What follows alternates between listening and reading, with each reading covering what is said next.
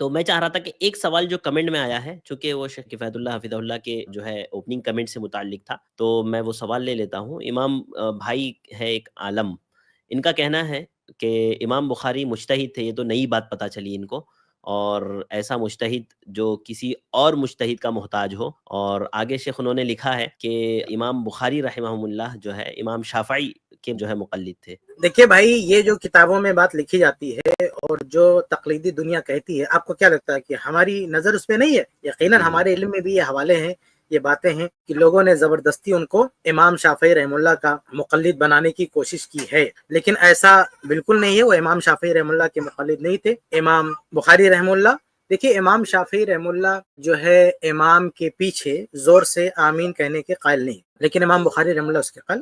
تو امام بخاری رحمہ اللہ صحیح بخاری میں کہاں شافعی نظر آتے ہیں؟ یا کہاں مطلب کہیں انہوں نے کہا کہ میں شافعی ہوں، یا کہیں انہوں نے شافعی مذہب کی کوئی وکالت کی ہے؟ پورے صحیح بخاری میں ان کی فقہ کا سب سے بڑا جو ہے مرجع وہی ہے، صحیح بخاری۔ صحیح بخاری میں کس جگہ جو ہے فقہ شافعی کی انہوں نے وکالت کی ہے، جبکہ دوسرے جو فقہاء وہ وکالت کرتے ہیں۔ امام نووی رحمہ اللہ کی کتاب دیکھ لیں، صحیح مسلم کی شرح، یقیناً وہ شافعی تھے، شافعی مذہب کی بہت زبردست وکالت کرتے، بہت دلیلیں ڈھونڈ ڈھونڈ کے لاتے ہیں۔ وہ ایک جگہ صحیح مسلم کی شرح میں پڑھ رہا تھا، تو امام نووی رحمہ اللہ نے صحیح مسلم کی شرح ہے یا ان کی دوسری کتاب ہے، کہیں ان کی باتیں کنفرم ہے، وہ کہتے ہیں کہ یہ بات امام شافعی رحمہ اللہ کے فتوے کے خلاف ہے، یہ حدیث فتوے کے خلاف ہے، ہم حدیث مانیں گے، امام شافعی کا قول نہیں مانیں گے۔ لیکن پھر کیا کہتے ہیں امام نووی؟ کہتے ہیں کہ لیکن یہ حدیث مان کے بھی ہم شافعی ہیں۔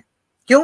کیونکہ امام شافعی نے کہا کہ اذا صح الحدیث فهو مذہبی، کہ جب حدیث صحیح ہو جائے تو وہی میرا مذہب ہے۔ تو اس حدیث کی صحت کی وجہ سے امام شافعی کا ہم قول چھوڑ رہے ہیں، اور اس قول پہ جو ہم آ رہے ہیں تو یہ آنے کے بعد بھی ہم امام شافعی سے باہر نہیں ہوگے، اس کے اندر ہی ہے۔ تو یہ حقیقت میں تقلید دیکھیے یہ گل کھلاتی ہے کہ ایک آدمی اتباع کر رہا ہے، لیکن اس اتباع میں بھی وہ لنک کر رہا اس کو تقلید سے، اور یہ عصبیت ہوتی ہے ایک طرح سے، اللہ محفوظ رکھے۔ بہرحال وہ امام نووی کے سامنے تو ہم کچھ نہیں، بہت بڑے عالم تھے، لیکن شافعی تھے وہ، اور شافعی مذہب کی وکالت بھی کرتے تھے۔ یہ ان سارے اہل علم جو بھی ان کو پڑھے، ان کی کتابوں کو اچھی طرح سے واقف ہے۔ لیکن بہرحال یہ کہنے کا مطلب نہیں کہ ہم ان کی نظر میں کچھ بڑے ہیں، بالکل نہیں، ہرگز نہیں، ہم ان کے پاؤں کے دھول کے برابر بھی نہیں ہیں امام نووی رحمہ اللہ کے۔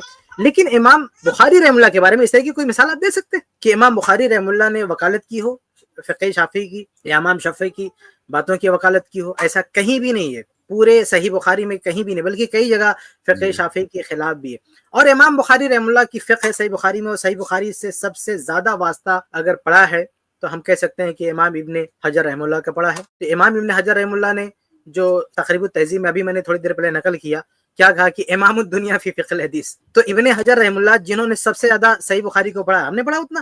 ابن حجر رحمہ اللہ نے جب صحیح بخاری کی شرح لکھنے شروع کی ہے تو شاید اس سے پہلے تقریباً 50 کے آس پاس شرح لکھی جا چکی تھی، یعنی بہت بڑی تعداد میں شرح لکھی، بلکہ اس سے بھی زیادہ ہوگی، یہ تو ایک اندازہ ہے۔ اتنی شرح پڑھ ڈالی ابن حجر رحمہ اللہ نے، ساری پڑھ ڈالی ابن حجر رحمہ اللہ نے۔ تو امام بخاری رحمہ اللہ کی اور دوسری ساری کتابیں انہوں نے پڑھ ڈالی۔ آپ فتح الباری پڑھیں نا، تو امام بخاری کی ساری کتابیں ان کو یاد تھی ابن حجر رحمہ اللہ کو۔ تو اتنا بڑا حافظ، اتنا بڑا امام، صحیح بخاری کی شرح کرنے والا، وہ امام بخاری کو شافعی نہیں ماننا۔ وہ تقریب التہذیب میں جب لکھتا ہے تو امام الدنیا فی فقہ الحدیث کے تحت، فقہ الحدیث میں پوری دنیا کے امام، کیسے کہہ دیا فقہ الحدیث میں پوری دنیا کے امام؟ ہاں، کوئی مقلد کے بارے میں اس طرح کا اسٹیٹمنٹ کوئی دے گا کہ پوری دنیا کا امام الدنیا فی فقہ الحدیث؟ کسی مقلد کو آج تک کسی نے ٹائٹل دیا؟ کیا جمتا ہے ایک مقلد کے بارے میں یہ ٹائٹل جمتا ہے کہ امام الدنیا فی فقہ الحدیث؟ تو امام بخاری کے بارے میں جو ابن حجر نے کہا کہ امام الدنیا فی فقہ الحدیث، ان کو اگر کوئی مقلد کہتا ہے تو اپنی عقل پہ ماتم کرے۔ ابن تیمیہ رحمہ اللہ نے اپنی کتابوں میں کئی جگہ، ابن تیمیہ رحمہ اللہ بھی صحیح بخاری وغیرہ کے حافظ تھے، اور صحیح بخاری امام بخاری رحمہ اللہ کی کتب پر بعد کے لوگوں میں جتنی نظر ابن تیمیہ رحمہ اللہ کی ہے، بلکہ سارے جو ائمہ پہ جو نظر ہے ابن تیمیہ رحمہ اللہ کی، وہ اور لوگوں کو نصیب نہیں ہوئی ہے۔ لیکن ابن تیمیہ رحمہ اللہ نے امام بخاری کے بارے میں صاف طور سے کہا کہ وہ مجتہد، بلکہ مجتہد مطلق تھے، ذرا سا بھی کسی کی طرف ان کا میلان نہیں تھا۔ اب پوری دنیا نے شہادت دی ہے فقہ البخاری فی تراجمہ۔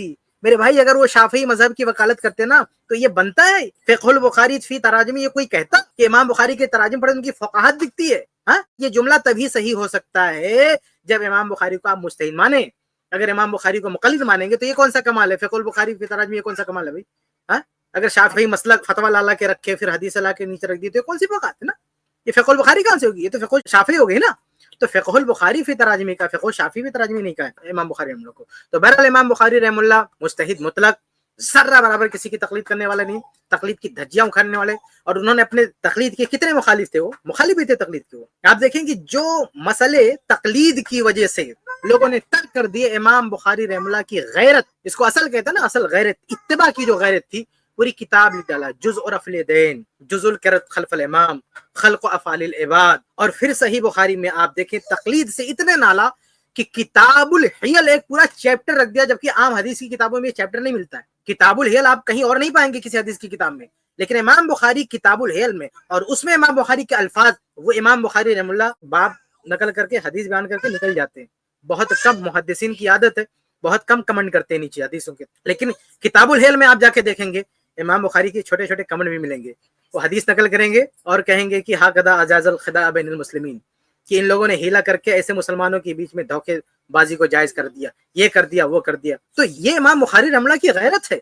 ये सब तकलीद के करिश्मे थे। तकलीद की वजह से जो कुछ हुआ, कुरान और हदीस की जो बेहरुमती की गई और हदीसों का साफ तौर से इनकार किया गया, और उसको एक तरह से जो है बहुत सारे मसाइल को मजाक बना लिया कि झूठे आदमी ने गवाही दे दी तुम्हारी बीवी है और जज ने फैसला कर दिया जाओ उसके साथ सुहाग रात बनाओ, कोई मसला ही नहीं है। इमाम बुखारी ये कौल नकल करके और फिर हदीस लाते हैं हाँ कि हदीस के खिलाफ है। कैसे लोगों ने इस तरह की बातें कही थी? तो इमाम बुखारी का मुकल्लिद चाहिए, शर्म होनी चाहिए। तो बहरहाल इमाम बुखारी रहमतुल्लाह तो तकलीद के सख्त खिलाफ थे। तो इमाम बुखारी मुकल्लिद हो ही नहीं सकते, ना कहीं शहादत, ना उन्होंने कहा है कि मैं मुकल्लिद हूं, ना उनके किसी शागिर्द ने कहा कि वो मुकल्लिद थे, ना उनकी किताबें बोलती हैं कि वो मुकल्लिद थे। फिर कैसे आपने कह दिया कि मुकल्लिद है? और मैंने कह दिया, फिर दोहरा के बात खत्म करता हूँ कि उनके सबसे ज्यादा उनकी किताबों से इस्तेफादा करने वाले जो मुहद्दिस थे इमाम इब्न हजर रहमतुल्लाह, वो तकरीब ताज़ीम में लिखते इमामुद दुनिया फी फ़िक़्हिल हदीस। कहा कि मुकल्लिद है वो? किसके मुकल्लिद? मुकल्लिद को इस तरह कहा जाता है कि इमामुद दुनिया फी फ़िक़्हिल हदीस।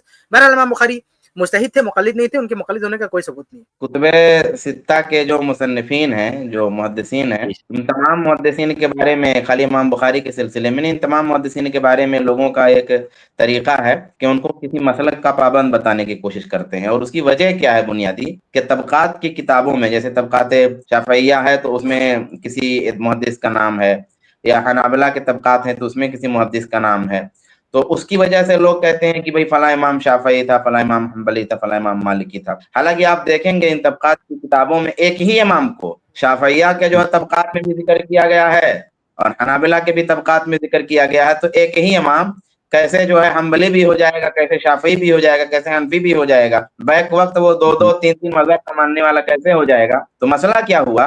मसले की सूरत ये है कि जाहिर सी बात है कि कोई भी, जैसे मान लीजिए अहले हदीस हैं, अब अहले हदीस बहुत सारे मसाइल में अहनाफ के साथ हैं, अहनाफ बहुत सारे मसाइल में अहले हदीस के साथ हैं, क्योंकि जो मसदर है कुरान, सुन्नत, क़ियास, इजमा सबका एक है। तो ये जो अदिल्ले शरीया हैं, जब चारों एक हैं तो मसाइल की एक बहुत बड़ी तादाद होगी जिसमें यकसानियत होगी और मसाइल की कुछ तादाद होगी जिसमें इख्तिलाफ रहेगा। तो तबकात में ऐसा हुआ है कि मसाइल से अगर कहीं मुआफ़क़त देखा किसी की नज़र में कि इमाम शाफई के मसाइल से मुआफ़क़त है तो शाफिया में जिक्र कर दिया, और किसी को लगा कि बहुत सारे मसाइल में जो है इमाम अहमद बिन हम्बल के मसाइल से मुआफ़क़त है तो उसको तबकात हनाबिला में लिख दिया। तो ये वजह है। हालांकि ये मुआफ़क़त जो है अज़ खुद है, ये मुआफ़क़त तकलीद की बुनियाद पे नहीं है। जैसे दो मसलकों का बहुत सारे मसाइल में इत्तिफाक होता है और फिर इख्तिलाफ भी होता है। दूसरी बात जो उलमा ने कही है वो ये कि इससे मुहद्दिसीन की अज़मत मालूम होती है कि हर कोई इस फिराक में है कि अपने पाले में उसको ले आए, यानी हर कोई इस बात की कोशिश में है कि मुहद्दिसीन को ये बताए कि भाई ये हमारे मजहब वाले थे, ताकि उनके मजहब की कुव्वत पता चले। यानी इमाम बुखारी को जो है और किसी इमाम को ये साबित कर ले जाए अगर कि वो हनफी थे तो हनफियत की कुव्वत होगी, अगर कोई साबित कर ले जाए कि शाफई थे तो शाफियत की कुव्वत बहुत उभर करके आएगी कि गोया ये हक है। तो इससे तो मुहद्दिसीन की अजमत का पता चलता है। और तीसरी बात जो यानी कि इज्तिहाद का मसला है, शेख किफायत ने इमाम बुखारी के बारे में बताया, कुतुबे सित्ता के मुसन्निफीन में से जो मुहद्दिसीन है ये इनमें से कोई है ही नहीं ऐसा जो मुकल्लिद रहा हो, कोई नहीं ऐसा है। आप इमाम नसई को देखें, इमाम तिरमिजी को देखें और जिस तरह के मसाइल उन्होंने जिक्र किए हैं और फुक़हा के मज़ाहिब का जिक्र किया है और उसमें सही मसलक को जिक्र किया है, उससे आप अंदाजा लगाएंगे तो समझ में आएगा कि इनमें से कोई भी मुकल्लिद नहीं था। तमाम लोगों के बारे में उलमा ने मुज्तहिद कहा। तो आपको ये नई बात अगर लगी तो ये नई बात नहीं, हम इमाम बुखारी नहीं, आप तमाम ये जो मुहद्दिसीन जिनकी तरफ मैंने इशारा किया है उन तमाम के बारे में उलमा ने कहा है कि सब मुज्तहिद थे, इनमें से कोई भी मुकल्लिद नहीं था। इस क्लिप की फुल वीडियो देखने के लिए हमारे चैनल पर जरूर आएं। iPlus TV ने एक नया YouTube चैनल शुरू किया है जिसका नाम है iPlus TV इख्तिलाफ का हल। इस चैनल पर सिर्फ इख्तिलाफी मसाइल पर वीडियोस आएगी, लेकिन दलाइल के साथ और भाईचारगी के साथ। आपको मैं दावत देता हूं कि आप भी हमारे इस चैनल को सब्सक्राइब करें, हमारी वीडियोस को शेयर करें और नोटिफिकेशन आइकन को ऑल सेलेक्ट करें ताकि आपको हमारी वीडियोस का नोटिफिकेशन मिल सके। जज़ाकल्लाहु खैर, वस्सलाम अलैकुम रहमतुल्लाह।